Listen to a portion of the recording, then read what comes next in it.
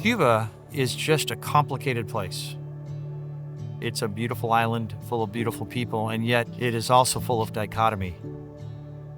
They are surrounded by their electrical failures, food scarcity, fuel scarcity, problems and complications at every level of society. And they struggle to feed their families, to provide for their families. And what we have found here is that the evangelical churches are thriving because it is one of the last places where they can find hope.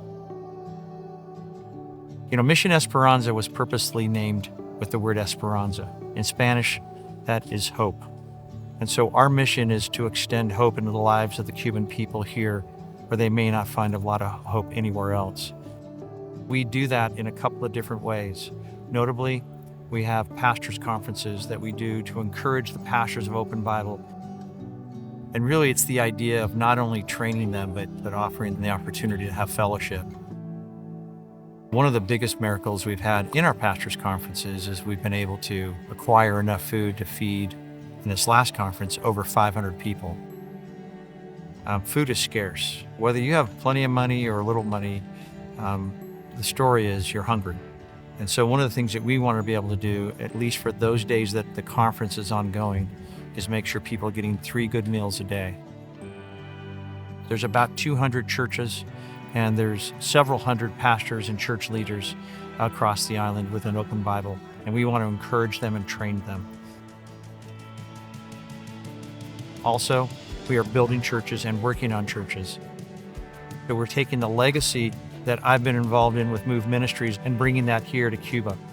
We're getting ready to start our first new church construction project out in Pinar del Rio. What Move has historically done and taken all Americans, right, and go and build a church. We can't do that here.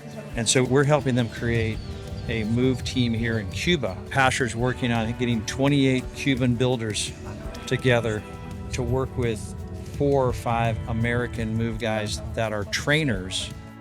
And we really do want to teach them how Move can build a building in 12 days, which to Cuba, that's a miracle. Helping them find resources and funding is really what we're trying to do. Training workers that can build churches in a rapid fashion, like we did in Move Ministries, is another one of our goals.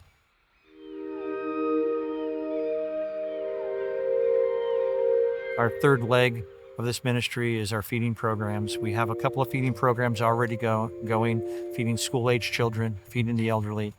We've partnered with Gleanings for the Hungry, and we're shipping a 40-foot container here to Cuba full of 760,000 meals to start helping ease this food scarcity problem in our churches and communities of Open Bible. We look at that as an opportunity to share Jesus. When you feed people that are hungry, that gives you the key that opens the door to their heart, that allows them to hear about the gospel of Jesus Christ. And so we are so excited to be part of that process where we can feed people and share Jesus. And David Moreno is a fantastic partner that has embraced all of that, and we're just here to see how we can help fill in the gaps with that ministry. We want to be able to link resources with opportunities. And what we believe Mission Esperanza is getting better at is understanding what those resources are and really identifying what those opportunities are so that we can fulfill the need that exists so that ministry can go forth.